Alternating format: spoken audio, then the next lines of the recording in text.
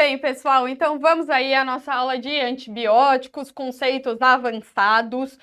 Não me pergunte por que a minha equipe de design me deixou uma sala cirúrgica de ilustração dessa aula. Eu imagino que seja para eu falar que os cirurgiões não lavam as mãos direito, mas enfim, não vou entrar nesse debate. Então, assim, o que eu espero que você saiba das aulas anteriores?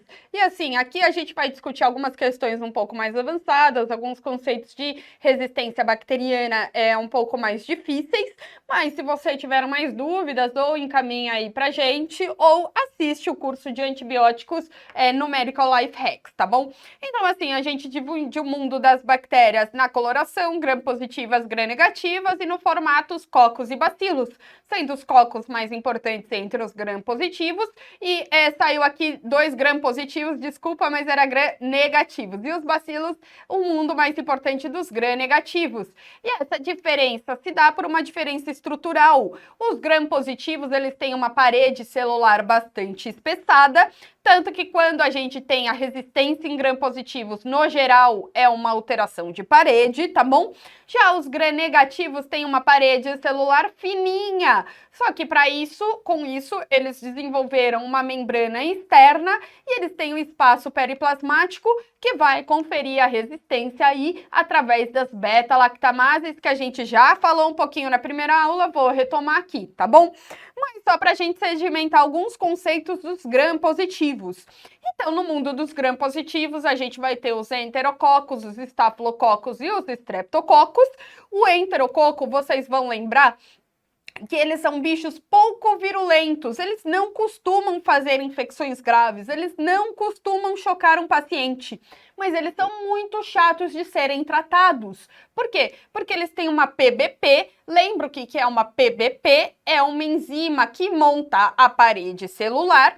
Então, os enterococos, eles têm uma PBP que é mais ou menos uma PBP mutante, que é a PBP5, que já possui baixa afinidade por cefalosporinas e carbapenêmicos. Então, acontece que nenhum desses 2 antibióticos funciona para tratar um enterococo. Mas quando nós discutimos resistência em enterococo, nós estamos falando do VRE, que é o Vancomycin Resistant Enterococo, tá? Que é o enterococo resistente à vancomicina. E como que ele se torna resistente à vancomicina? Vamos lembrar que para montar a parede celular, as PBPs unem os terminais deala-deala dos peptídeos glicanos. Mas aí vem o VRE e troca. E aí fica os peptídeos glicanos unidos pela terminação deala-delactato, e aí a vancomicina não consegue mais agir, tá bom? E se nós temos um VRE, as opções terapêuticas aí vão cair em linezolida e daptomicina. E por que eu deixei a linezolida em destaque? Basicamente porque a infecção de corrente sanguínea por VRE é a única situação onde nós vamos utilizar a linezolida em corrente sanguínea. Por quê? Porque nós vamos lembrar que ela tem um alto volume de distribuição. Então, ela concentra pouco no sangue, mas ela vai muito bem para pulmão, ela vai muito bem para sistema nervoso central, ela vai muito bem em todos os tecidos. Então, nós não utilizamos linezolida em corrente sanguínea. Única exceção, e essa exceção se faz ainda off-label, tá bom? Se você tiver uma infecção de corrente sanguínea por um VRE. No mundo dos estáfilos, vamos lembrar aí que a gente vai ter que os estáfilos áureos, eles são fortemente violentos, pessoal. Eles fazem infecções profundas, eles fazem infecções graves. Por quê? Porque eles têm um fator de virulência, além deles serem catalase positivo, coagulase positivo, eles têm a leucocidina de Panton Valentine, que faz justamente o que uma leucocidina se propõe a fazer, que é uma lise dos leucócitos, e assim ele se faz, e com a coagulase positivo, ele se protege do nosso sistema imune e faz infecções profundas, é uma droga. Mas quando nós discutimos aí resistência bacteriana, nós estamos falando do estáfilo resistente à oxacilina, que vai ser o clássico MRSA. Acontece que do MRSA, se vocês lembrarem bem, nós vamos ter dois. O MRSA hospitalar, que aí vai ser uma resistência mediada pelo gene MEC-A, que troca a PBP parede, que for a enzima que forma a parede, ele troca a PBP2 pela PBP2A. E essa PBP2A tem baixa afinidade por beta-lactâmicos, ok? E aí cai só a ceftarolina, que tem boa atividade contra a PBP2A. Mas isso é discussão do curso de antibiótico terapia, ok? E aí, como que a gente trata o MRSA hospitalar clássico com vancomicina ou teicoplaminato? Mas cuidado, pessoal, que esse MRSA, ele só sobrevive em hospital. Por quê? Porque quanto mais uma bactéria adquire resistência, ela perde em virulência. Então, na comunidade, esse MRSA aqui, por ser muito pesado, por ser muito resistente, ele não consegue sobreviver competindo no meio com outras bactérias. Mas aí nós tivemos uma adaptação evolutiva, que é o chamado do CA-MRSA, que é um MRSA de comunidade. Então, ele consegue sobreviver fora do ambiente hospitalar, mas ele não tem tanta resistência. O gene dele de resistência não é um gene tão pesado quanto o MEC-A. Então, ele não é resistente a outros antibióticos que o MRSA hospitalar costuma ser, ok? Ele é sensível a Bactrim, a Cipro, eventualmente a Clinda, tem outras opções terapêuticas, tá? Mas quando que a gente vai pensar em CA, MRSA, cuidado com pneumonias necrotizantes em pacientes jovens, ok? E cuidado também com abscessos profundos, piomiosite após trauma fechado em atletas. Tá? É claro que se é uma infecção profunda, se é uma infecção grave, a gente vai tratar ou com vancomicina ou com teicoplamina, porque nenhum desses antibióticos, nem Bactrim, nem Cipro, nem Clinda, são antibióticos ogros, pessoal. Mas saiba que o MRSA de comunidade tem um perfil de resistência mais brando do que o MRSA hospitalar, que é justamente o que possibilita ele sobreviver em comunidade, tá? Qualquer dúvida que tiverem a mais, eu sugiro que complementem com a aula de gram-positivos aí que a gente tem no curso do Medical Life Hacks, tá? Outro detalhe que eu queria que você lembrasse do MRSA é que se o MIC de Vanco for de 2, ele vai te aparecer como sensível no antibiograma, mas isso é maior preditor de falha clínica. Por quê? Porque a Vanco funciona de acordo com a área acima do MIC, abaixo da curva, e se você eleva o MIC, você diminui essa área, ou você tem que dar doses que chegam a ser doses muito tóxicas. Toxicidade de Vanco, nefrotoxicidade, síndrome do homem vermelho, mielotoxicidade. Nefro e mielotoxicidade são reversíveis quando você suspende a Vanco. Síndrome do homem vermelho melhora quando você aumenta o tempo de infusão, diminui a velocidade de infusão, ok? Bom, mas se você tiver um MIC de 2, apesar dele te aparecer como sensível no antibiograma, nós vamos fazer opções terapêuticas outras, ou a linezolida, ou aqui com maior destaque, a daptomicina. Mas da daptomicina, se lembre, cubicin, cubinão, nunca use no pulmão. Ela é inativada pelo surfactante pulmonar, apesar dela poder dar pneumonite eosinofílica. E cuidado que daptomicina não vai na cabeça, não ultrapassa a barreira hematoencefálica. Agora, ela concentra muito bem no sangue, então no sangue, endocardites, nós vamos preferir a daptomicina, e a linezolida vai muito bem em outros tecidos também. A dapto vai muito bem em pele partes moles também, tá bom? Bom, e com relação ao estrepto, vamos lembrar que agora no Brasil, após a era Covid, que nós tivemos um uso muito disseminado de ceftriaxone em comunidade, nós passamos a ter o problema do pneumococo resistente a ceftriaxone em casos de meningite de comunidade. E é por causa disso que hoje em dia é indicado em meningites agudas de comunidade a antibiótico terapia empírica com ceftriaxone para cobrir o meningococo, vancomicina para cobrir o pneumococo. E aí entra também o aciclovir e o corticoide, tá bom? E se você sabe que é um meningococo, você pode suspender a vancomicina, porque vamos lembrar que a vanco, ela é a velha gorda, ela é uma molécula gigante, pessoal. Ela não consegue ultrapassar a membrana externa dos gram-negativos, ok? Bom, e com relação aos BGNs, vamos lembrar aí que a gente vai ter os chamados BGNs fermentadores e os BGNs não fermentadores. Os chamados fermentadores são aqueles que vivem no nosso intestino e que compõem a grande família das enterobactérias, do grupo Enterobacteriales, ok? E aí a gente vai dividir em dois: a E. coli e a Klebsiella e o grupo MySpace-K, tá bom? Que aí a gente vai ter as que tem AMP-C cromossomal. Do grupo dos não fermentadores, a gente vai ter dois principais: Pseudomonas e Acineto. E vamos lembrar que esses agentes tem a cebola podre, porque a Pseudomonas foi descoberta numa casca de cebola podre, porque ficava saindo aquela aguinha nojenta, ok? Então, cuidado com infecções que têm dispositivos e que podem ter água aí parada. Então, quando que eu vou me preocupar com Pseudomonas? Por exemplo, bronquiectasias, que tem acúmulo de secreção, que é a infecção de um DPOC exacerbado. Por exemplo, uma PAV. Por quê? Porque você tem que usar água para lubrificar o sistema, água condensa, Pseudomonas cria biofilme. Por exemplo, infecções de catéter, diálise, permicate. A gente tem que cobrir empiricamente o quê? A Pseudomonas. Então, eu não vou dar ceftriaxone, eu vou dar ceftazidima, ou eu vou dar pipetazo, ok?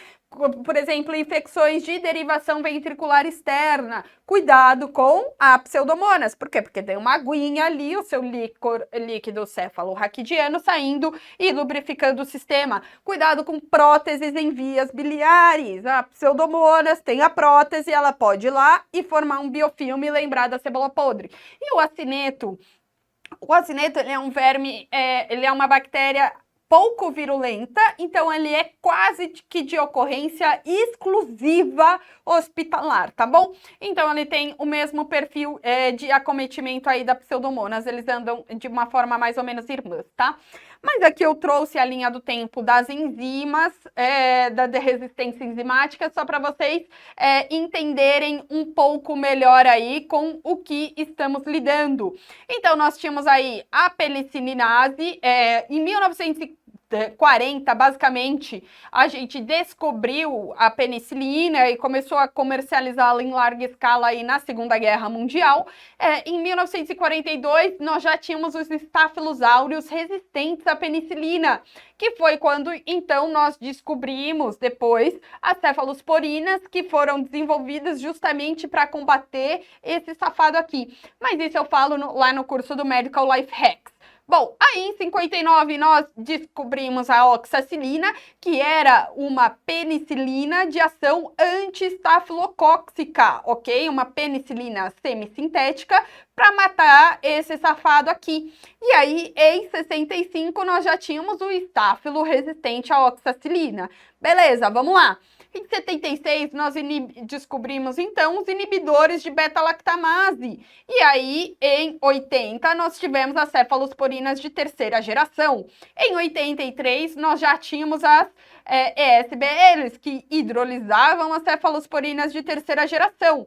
Em 85, nós descobrimos os carbapenêmicos. Em 90, nós tivemos um surto bem famoso de SBL na França, mas nos anos 2000 nós já tínhamos as KPCs, as carbapenemases, tá bom? Bom, então vamos falar aqui um pouquinho sobre as beta-lactamases. Vamos lembrar o que eu já apresentei da aula anterior.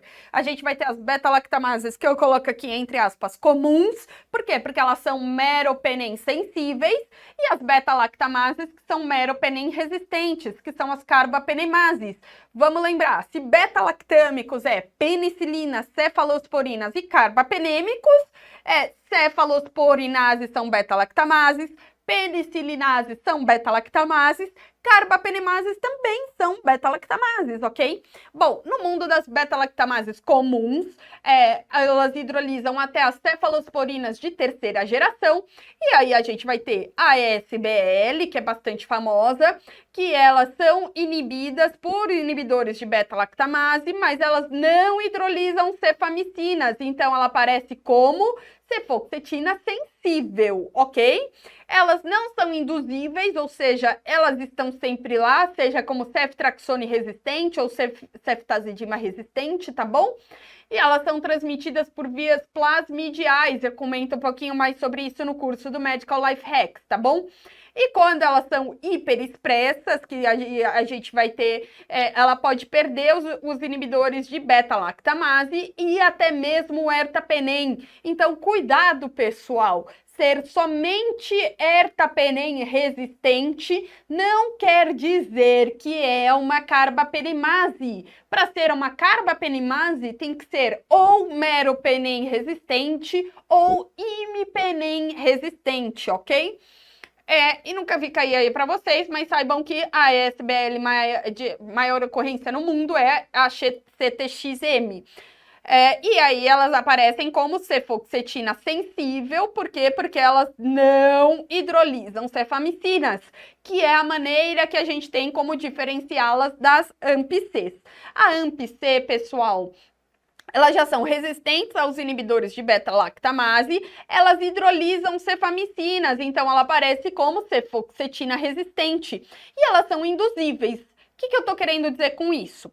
Pessoal, toda vez que uma bactéria expressa um gene de resistência, ela fica mais pesada na sua expressão gênica. E por ficar mais pesada, ela perde em virulência, ela perde em potencial de infectividade, ela perde em capacidade replicativa. E é assim que a natureza se equilibra e que nós não temos bactérias multiresistentes e muito virulentas, porque senão estaríamos mortos, tá?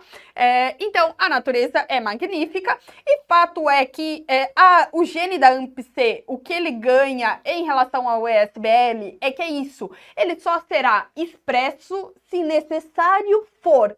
Em que situação é necessária? Numa situação em que você está dando ceftraxone e você está matando a bactéria. Aí ela pode ir lá desreprimir a AMP-C e ficar resistente no meio do tratamento. Então, cuidado com as bactérias do grupo MySpace-K, porque elas podem aparecer inicialmente como ceftraxone sensível, mas elas se converterem a ceftraxone resistente no meio do tratamento. E como que você vai reconhecer que uma bactéria é AMP-C?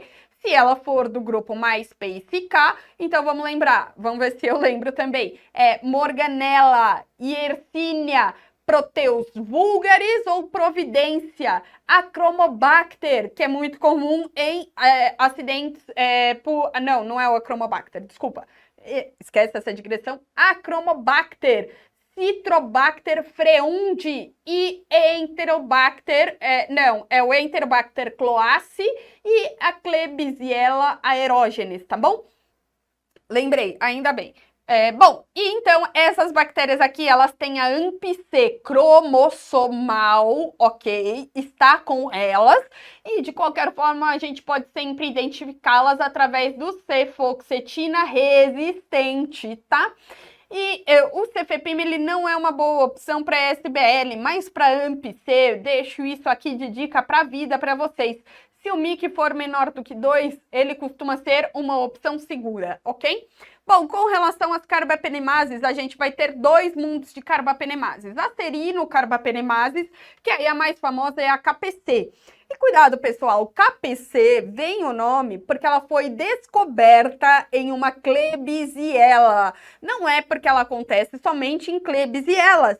Eu posso ter uma Morganella KPC, eu posso ter um Proteus KPC, tá bom? Eu posso ter um E. coli KPC, nada me impede, é uma enzima e se transmite por forma plasmidial aí para as outras, tá? Mas fato é que a serinocarbapenemases, elas são teste de Rod positivo e teste de EDTA negativo. Já as metalocarbapenemases são chamadas assim porque elas têm um zinco no sítio ativo, mas isso não te importa tanto. O importante é você saber que elas são teste de Rod positivo e EDTA positivo. Por quê? Porque o EDTA, o zinco, inibe o 5 do sítio ativo aqui dessas carbapenemases. Mas elas são, no geral, organizadas nas classes de Ambler. Então, esse esqueminha aqui é o que você tem que gravar. Se você ficou absolutamente confuso com tudo que eu apresentei até agora, calma, presta atenção, vamos reorganizar. Então, mundo das beta-lactamases, pelicilinases, cefalosporinases, carbapenemases, serinoenzimas, que tem uma serina no sítio ativo da enzima, metaloenzimas, que tem um zinco no sítio ativo da enzima, serinoenzimas, classe A, C e D. Então, pulamos aqui a B. Classe A, nós vamos ter quem? As ESBLs, classe C de AMP-C, classe D pode até esquecer, mas são as oxacilinases. Esquece, quase que nem infectologista sabe o que são as oxacilinases. Mas o fato é que na classe A nós ainda vamos ter as KPCs, que são carbapenemases, ok? Aí, muito que bem. Até aqui a gente vai ter, ó, meropenem sensível. Aqui para baixo, meropenem resistente. As oxas eu coloquei aqui no meio porque, putz, é muito variável, é um grupo bastante heterogêneo, tá? Esquece oxas. Bom, e metalenzimas? Desculpa. Aqui a gente vai ter os inibidores de beta-lactamases. Eles pegam algumas, mas não todas, as ESBLs. E aqui a gente vai ter o famoso Avibactam, a ceftazidima avibactam, que é o Torgena, que visa pegar aqui as KPCs, tá bom? E com relação às metalenzimas, elas são a classe B, e aí a gente vai ter uma série delas. A mais famosa é a NDM, que é a New Delhi Metalobeta-lactamase. Mas nós temos até a SPM, que é a São Paulo Metalobeta-lactamase, que foi descoberta por um grupo que estuda aqui na Unifesp, tá bom? E o mais importante é vocês saberem que elas têm o teste de EDTA, que nós vamos falar aqui na aula um pouquinho, positivo, e para tratá-las nós precisamos utilizar o Astreonan, tá bom? Bom, mas e se é ESBL e AMP-C? Eu tenho realmente que dar meropenem? Se for em hemocultura, sim. Por quê? Porque temos um famoso ensaio clínico randomizado, quase que o único ensaio clínico randomizado em infectologia, que é o estudo do menino, que ele pegou aí E. coli e Klebsiellas, que eram ESBLs e que tinham crescido em hemocultura, tá bom? E randomizou um grupo para o pipetazo e um grupo para o meropenem. E nós tivemos maior mortalidade no grupo pipetazo, de forma que esse estudo foi até interrompido precocemente, tá bom? Então, foi pior tratar os pacientes com pipetazo do que com mero. Então, se você tem uma hemocultura positiva, com uma ESBL ou uma AMP-C, você vai dar carbapenêmico e ponto final. Agora, se você está na urina, pessoal, o que acontece? Imensa maior parte dos antibióticos, eles são eliminados por via urinária. Então, eles se concentram tão bem, mas tão bem na urina, que muitas vezes você consegue ter sucesso clínico, ainda que o antibiótico não seja o mais ideal, por vezes até mesmo com antibiótico resistente. Quantas vezes vocês não pegaram aí um paciente com pielonefrite, iniciaram para ele um antibiótico ou com uma ITU, um ITU mais fácil até de imaginar, vocês não pegaram um paciente com ITU, iniciaram um antibiótico e dali 3, 4 dias o paciente em melhora, você pegou o antibiograma e viu lá que o antibiótico que você está dando é resistente e o paciente está em melhora. Por quê? Porque na urina, como imensa maior parte dos antibióticos são eliminados por via urinária, eles acabam concentrando tanto, mais tanto, que acaba que o paciente melhora, tá bom? Então, na urina é diferente. Na urina, como que funciona para ESBL e AMP-C? Se você está usando taso e você tem uma cistite e o paciente está em melhora, você pode até manter o taso. Mas em qualquer outra situação, taso, que é a piperacilina, tazobactam, a gente realmente não gostamos de taso em ESBL e AMP-C, tá bom? O cefepime, pessoal, ESBL, você pode usar em quadros de cistite, tá? AMP-C, a gente usa se o MIC for menor do que 2. Por exemplo, até numa pielonefrite você pode usar uma AMP-C. Em sangue, não. Em sangue você vai dar meropenem, tá bom? Aminoglicosídeos, nós gostamos de cistite ou pielonefrite, desde que não tenhamos hemocultura positiva, infecção de corrente sanguínea associada. Por quê? Porque aminoglicosídeo, que é a micacina e a gentamicina, não concentra porra nenhuma no sangue, tá bom? É isso. E a polimixina, pessoal, o indicado para ela, indicado pelos guidelines, é somente para cistite simples. Até mesmo para pielonefrite ela não é mais indicada, tá bom? E aí a gente vai ter essa balancinha aqui, que eu mostro bastante no curso de antibiótico terapia, que de um lado a gente tem a sensibilidade do antimicrobiano, pesando bastante, mas do outro lado nós temos a penetração no foco infeccioso, então urina penetra super bem, e a gravidade da infecção. Então, se é gravidade baixa, é essa coisa, você consegue ter sucesso clínico em outras situações que fogem da terapia ideal, tá bom? Olha só essa questão que caiu lá na UFPR de 2020, antiga, eu sei, mas eu trouxe porque é legal. Olha só, das afirmativas, vamos lá.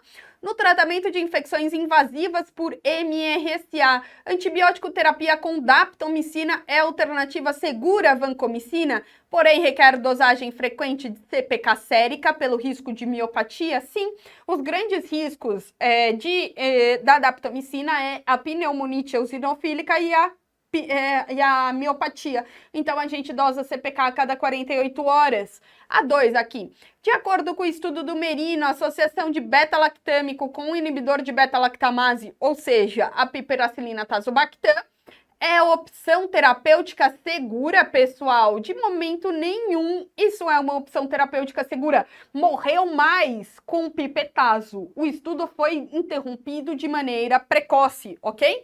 E a 3 aqui, são exemplos de bactérias do grupo Spice ou CESP-PM. Antigamente o grupo MySpace, e essa questão aqui era antiga, era chamado de grupo CESP, tá bom? Enfim, passíveis de indução clinicamente significativa de beta-lactamase do tipo AMP-C. Citrobacter freundi, legal. O E não é de Enterococcus faecium, pessoal. O E é de do Enterobacter cloacea. Agora estou quase confusa. Enfim, a Serrácea proteus não é o mirabilis. Não é o mirabilis, é o vulgaris. Mas aí já era muito detalhe. Mas assim, ele te jogou um gram positivo aqui no meio das alternativas. Pelo amor de Deus, né? Enfim. Mas questão legal. Bom, então assim, ESBL e AMP-C, o tratamento padrão é carbapenêmico e você irá utilizá-lo de maneira obrigatória se você estiver diante de uma infecção de corrente sanguínea. Mas no quadro de uma cistite, para além desses antibióticos que eu comentei, se você está num contexto ambulatorial, saiba que é seguro você dar aí uma nitrofurantoína, você dá um Bactrim, uma fosfomicina se for uma E. coli, um aminoglicosídeo em dose única, uma quinolona, um clavulin, coisas do gênero, tá bom? Se você tem uma pielonefrite, aí você tem com segurança como dar, com segurança como dar uma quinolona, um Bactrim ou um aminoglicosídeo, Mas saiba que fosfomicina e nitrofurantoína, acabou que não saiu aqui depois desse xizinho, desculpem, fosfomicina e nitrofurantoína não são antibióticos que penetram o tecido renal, tá bom? Infecções não urinárias, aí a gente tem que dar o carbapenêmico. Mas saiba que você pode desescalonar para via oral, desde que você tenha um foco infeccioso controlado, que esteja drenado, paciente estável clinicamente, que você tenha suscetibilidade por antibiograma, que o paciente tenha boa absorção oral e que você já tenha passado aí uma fase mais intensiva de tratamento. Então é aquela coisa, a paciente tem que tratar 14 dias de infecção, 14 melhor. Já está em D10 de antibiótico EV, tem condições clínicas de alta. Se você tem todas essas condições preenchidas, você pode, por exemplo, provavelmente desescalonar ele para um Bactrim e terminar aí mais 4 dias em casa, tá bom? Agora, olha só essa questão aqui que caiu no Sul São Paulo ano passado. Para dar uma lida que eu vou responder já no próximo slide. Bom, então o que temos aqui? Uma mulher de 67 anos de idade, epilética prévia, estado de mal epilético de difícil controle, tá ali internada em reabilitação neurológica.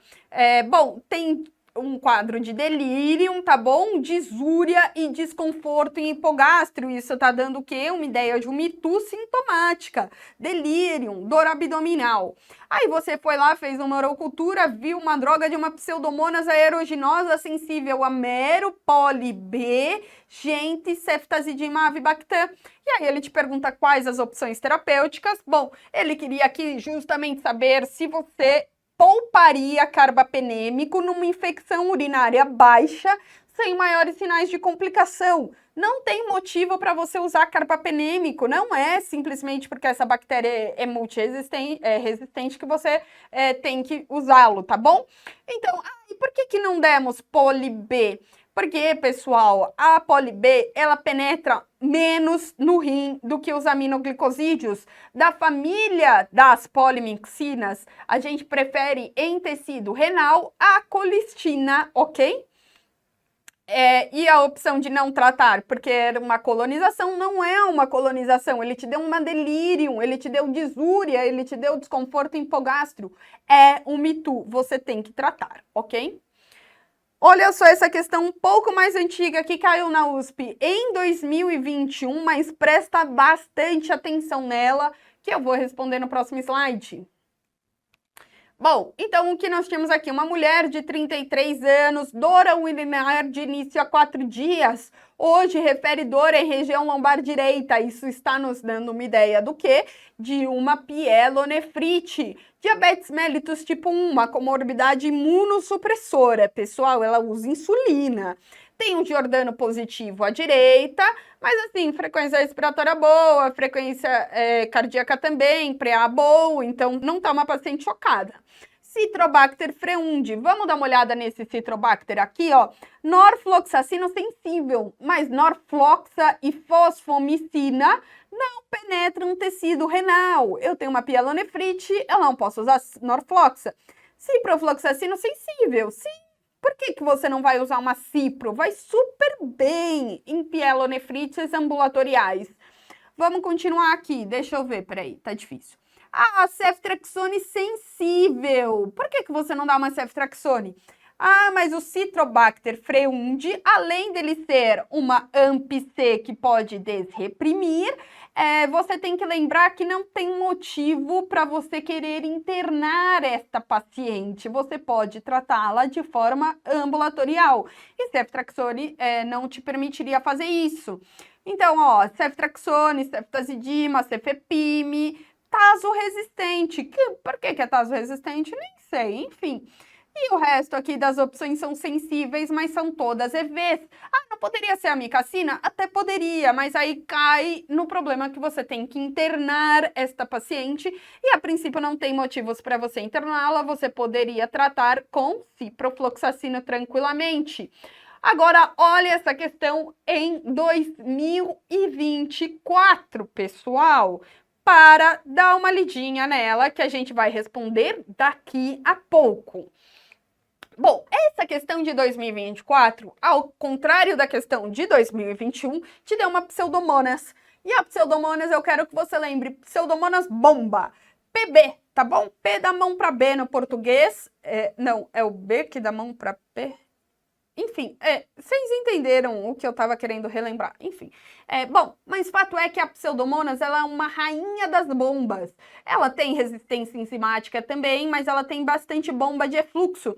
No geral, a bomba de efluxo... Ai, desculpa, peraí, volta aqui. No geral, a bomba de efluxo, ela pega o antibiótico e mete ele para fora. E ela vem também acompanhada de uma diminuição de permeabilidade. Não é que as pseudomonas não tenham enzimas de resistência, mas no geral elas têm muitas bombas de efluxo. E aí a gente vai ter perdas de porinas associadas que causam essa perda de permeabilidade. Então, tem dois perfis que são muito famosos de resistência de perda de porinas em pseudomonas, que é a OPRD, que ela vai te aparecer como meropenem sensível e imipenem intermediário a resistente. E a OPRM vai te aparecer como meropenem resistente e imipenem sensível. Então, voltando ali no nosso antibiograma, olha só, imipenem sensível, meropenem resistente, ele te deu uma OPRM, era uma pseudomonas do perfil OPRM. Ele não queria aqui que você suspeitasse de uma carbapenemase. Vamos lembrar que eu falei que suspeita de carbapenemase era se fosse mero ou imipenem resistentes, que somente ertapenem resistente não contava. Mas se vocês lembrarem ainda mais, o ertapenem ele sequer funciona para pseudomonas. As pseudomonas são intrinsecamente resistentes ao ertapenem. Mas de qualquer forma, olha só o que tínhamos aqui. Um homem de 60 anos, renal crônico, não dialítico, submetido à artroplastia, ficou com soda vesical e no 12º dia de pós-operatório começou a apresentar dor lombar, febre e disúria.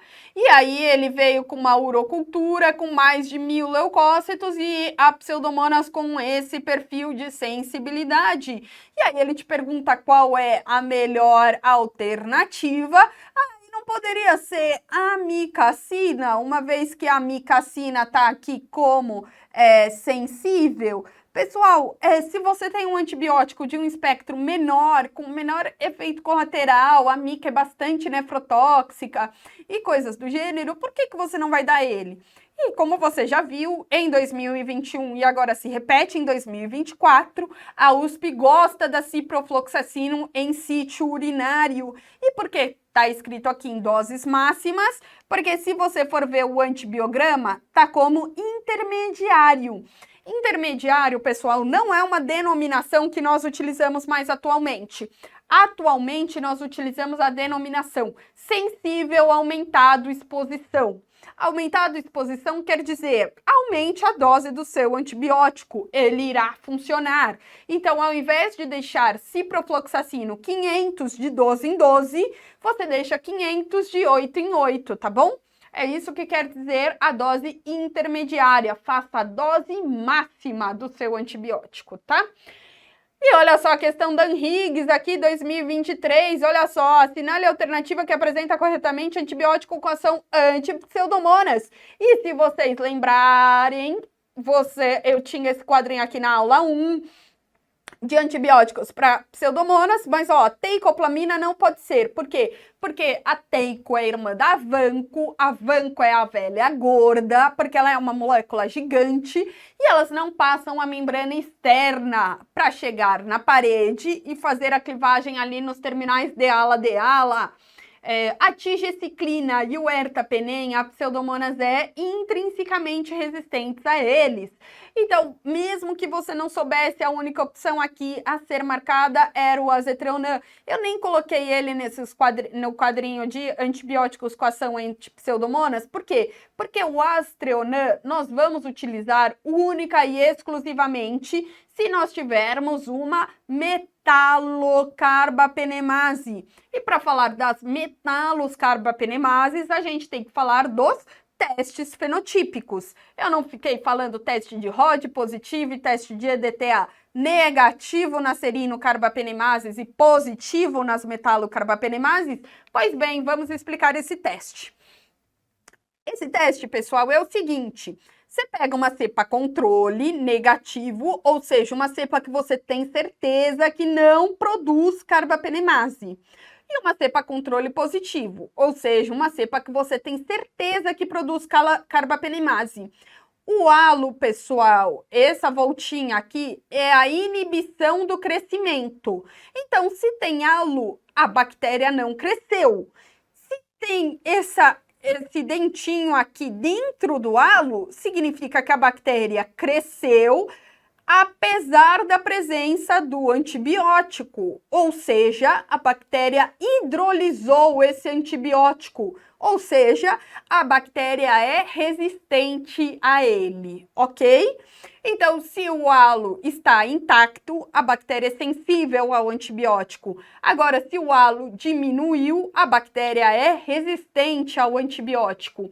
E o teste de EDTA não é muito diferente. Olha só, se você tem o imipenem sozinho, olha o tamanho do halo de inibição do crescimento.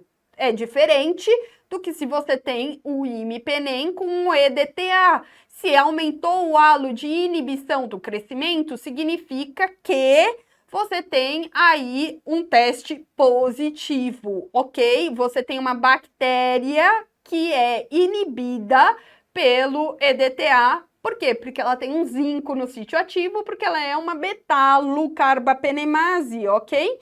Só que a leitura desses testes, obviamente, como você bem pode imaginar, é examinador dependente. Então, por vezes, esses testes eles vão te aparecer aí como inconclusivos, ok? Então, se você voltar aqui, por exemplo, nessa questão da USP 2023, olha só, USP 2021, 2024, 2023, como você pode ver, como eles sempre vão te dar um antibiograma para tentar te assustar, mas você, Medcofer, não vai tremer na base, ó. Homem, 67 anos, infecção urinária de repetição, disúria, polaciúria e febre há 4 dias. Meu Deus do céu, parece que eu nunca vi isso antes. E aí, o que nós temos? Muito que bem, nós temos aqui imipenem resistente, meropenem resistente, teste de Rod negativo, teste de EDTA positivo.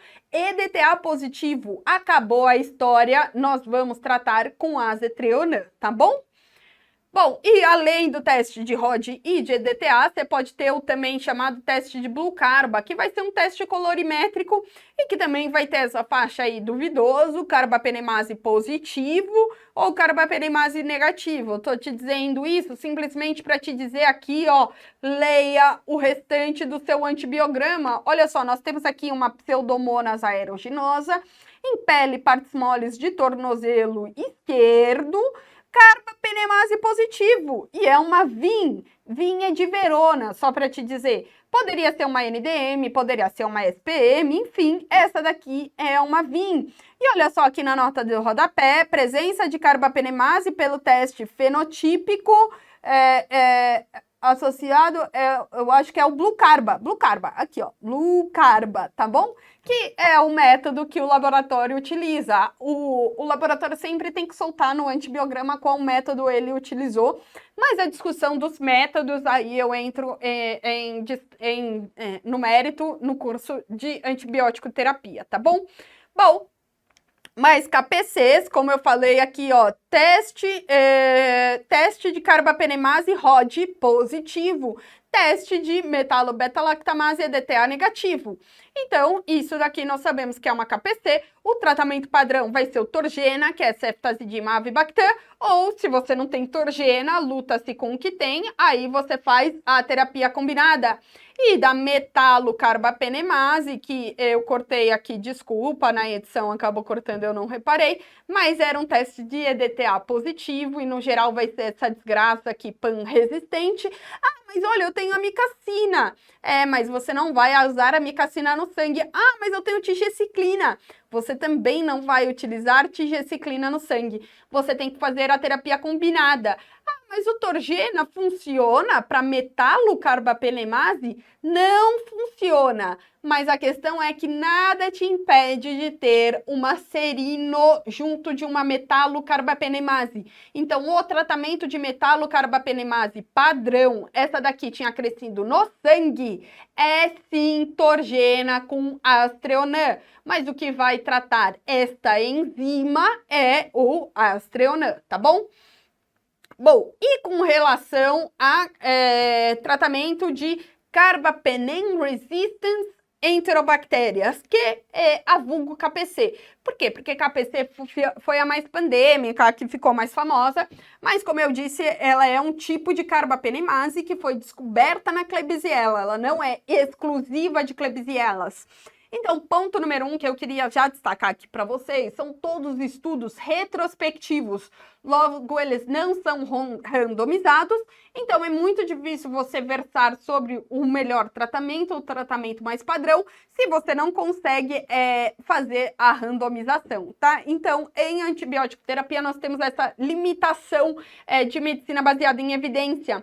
Mas, de qualquer forma, nós vamos utilizar os novos inibidores de beta-lactamase. Estamos falando aí da ceftazidima avibactam, que é o Torgena, e do ceftalozano e tazobactam, que é o Zerbaxa. Zerbaxa? É, isso, Zerbaxa. O cefdorocol, vocês vão ver como opções terapêuticas aí pelos guidelines, mas a gente ainda não tem comercialização dele no Brasil. Mas veja bem que até mesmo em situações de KPC, permanece a indicação em cistite. Se você tem sensibilidade a nitrofurantoína, ou a Bactrim, ou aminoglicosídeo, ou quinolona, ou fosfomicina, principalmente se for um E. coli, você pode utilizar. A colistina eu deixo em vermelho porque é um pouco mais reticente, mas ainda é uma indicação. Agora, em pielonefrites, aí a gente pode utilizar ainda assim as quinolonas, o Bactrim ou o aminoglicosídeo, desde que a sua KPC tenha sensibilidade a eles. Nós não utilizamos nem nitrofurantoína, nem fosfomicina e nem colistina, pessoal. Colistina, vocês vão ver na prática clínica a gente dando ela para um monte de coisa. Mas vocês têm que saber que muitas vezes a gente faz isso porque se é o combatente que você tem, é com ele que você combate. Não é porque ela funcione, ok? A colistina nós reservamos somente para quadros de... O ideal dela é que ela seja reservada somente para quadros de infecções urinárias simples, ok? Bom, e ainda se você tiver aí infecções abdominais ou em pele partes moles, saiba que uma boa opção terapêutica é a tigeciclina, mas tigeciclina nunca vai ser dada empiricamente. Nós só a damos depois de ter uma sensibilidade comprovada em antibiograma, tá bom?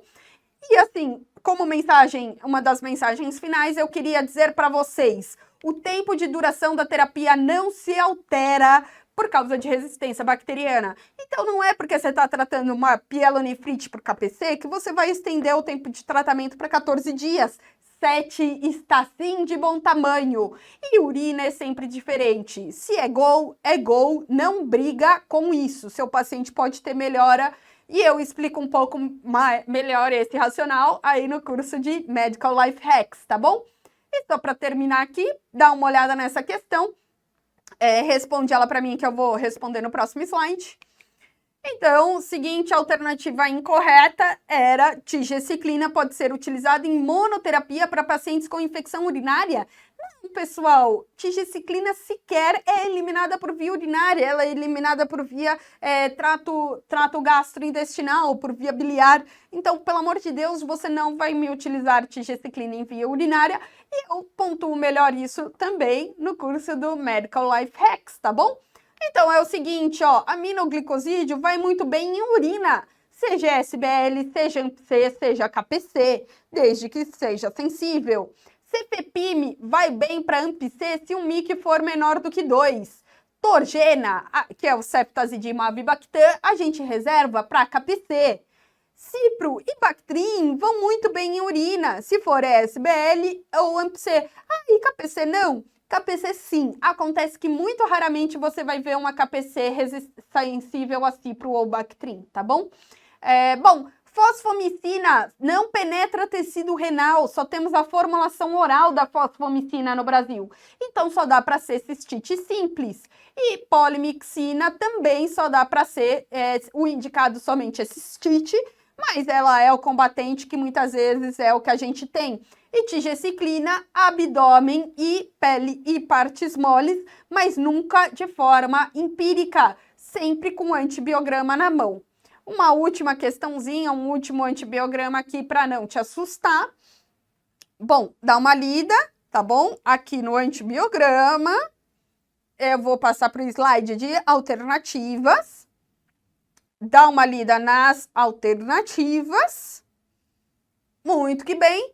E esse antibiograma é o seguinte, pessoal, blá, blá, blá, o uísque sachê do caso clínico, toda aquela firula de paciente crítico de UTI e blá, blá, blá, mas fato é que é sensível, aumentado, exposição, que era o antigamente intermediário que apareceu lá na prova da USP. Então, se você aumentar a exposição, se você prescrever a dose dobrada, você vai ter sucesso clínico, não tem motivo para você não tratar com mero, tá bom?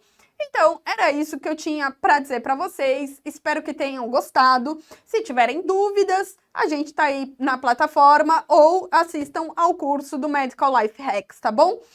E me despeço aqui com os meus cirurgiões amigos, tá bom? Bons estudos! Tchau, tchau!